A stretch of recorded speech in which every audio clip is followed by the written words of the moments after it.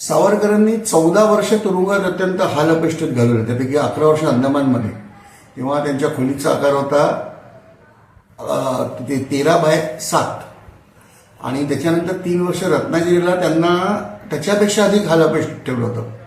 त्या खोलीचा आकार होता 8/6 आणि अत्यंत अमानवी परिस्थितीत त्यांना ठेवलं होतं.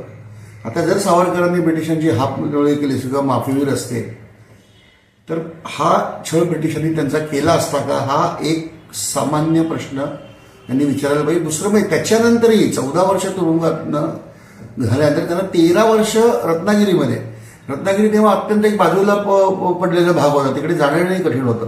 म्हणजे सावरकरांचा देशाशी संबंधच थोडा होता. तिने 13 वर्ष म्हणजे 27 वर्ष सावरकरांना दूर ठेवलं ब्रिटिशांनी. ही पहिली वस्तुस्थिती. दुसरं म्हणजे सावरकरांनी सावरकरांनी माफी मागितली. सावरकरांनी कुठेही कधीही माफी मागितलेली नाही. सावरकरांनी त्यांचे जे न्याय्य अधिकार होते त्यांचे आणि त्यांच्या क्रांतिकारक सहकार्यांचे याच्याकरता त्यांनी मर्सी पिटिशन म्हणजे हा एक प्रकार आहे पिटिशनचा. म्हणजे आज तुम्ही कोर्टात रिट पिटिशन करता किंवा आणखीन सिव्हिल पिटिशन असते किंवा वेगवेगळे अपील असतात. पिटिशन शब्द म्हणजेच याचिका. त्या पिटिशनमध्ये I beg to inform you, I pray that असे शब्द असतात. म्हणजे तुम्ही त्यांची काही प्रार्थना करताय का? आजही मी जेव्हा लिहितो कोर्टात तर हे ते न्यायिक प्रकार आहेत. त्याच्यामुळे ती मर्सी पिटिशन हा सावरकरांनी केली होती.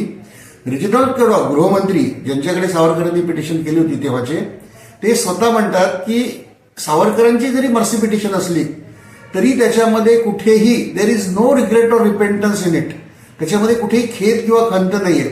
मी जेव्हा माफी मागतो तेव्हा त्याच्यामध्ये खेद आणि खंत ही असावीच लागते की मी असं करणार नाही, मला खेद वाटतो आणि मी तुमचं एवढं नुकसान केलं त्याची मला खंत आहे, हे कुठेही त्यांनी व्यक्त केलं नाही. उलट सावरकर म्हणजे रेजिनॉल्ड केडॉक म्हणतो तिथे, तो असं म्हणतो की उलट सावरकर असं म्हणतात की तुम्ही परिस्थिती एवढी वाईट निर्माण केली की आम्हाला शस्त्र घ्यावी लागली. म्हणजे त्यांनी जे काय केलं त्याचा दोष ते सरकारवरच टाकतायत. आणि त्याच्यानंतर पुढच्या मी सावरकरांनी अशा बऱ्याच पिटिशन केल्या, 5 का 6 असे केलेले आहेत. तर त्याच्या प्रत्येक याच्यामध्ये सावरकर असं लिहितात की मला सोडणं शक्य झालं नाही तर मला सोडू नका, पण इतरच कैद्यांना सोडा. ते पुढे एका ठिकाणी म्हणतात की माझ्या सोडण्याची तुम्हाला अडचण वाटत असेल तर मला माफीत पूर्ण वगळून टाका, पण इतर कैद्यांना शिक्षा माफ करून त्यांना घरी सोडा.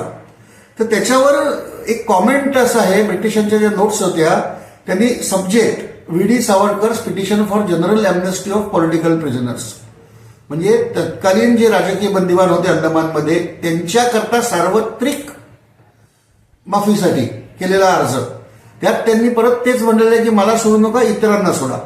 तर मला वाटतं हे आता अगदी समजून घ्यायची गोष्ट आहे. आणि एक जाता जाता एवढंच सांगतो की असं हे म्हणतात की सावरकर त्यांचे गुलाम सेवक मित्र होते, त्यांना माहिती पुरवायचे आणि नेहरू आणि गांधी हे कट्टर विरोधक होते.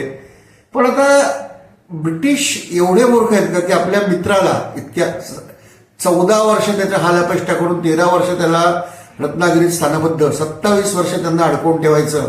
आणि जे आपले कट्टर शत्रू आहेत नेहरू, त्यांना अलाहाबादच्या किल्ल्यामध्ये राजेशाही वातावरणात ठेवायचं. गांधींना तर आगा खान पॅलेसमध्ये ठेवलं होतं आणि त्यांचे नुसते गांधी नाही तर त्यांचे कुटुंबातले सदस्य तिथे आणून ठेवले होते. त्यांचे वैयक्तिक त्यांची सेवा चाकरी करणारी लोक त्यांच्या बाजूला आणून ठेवली होती.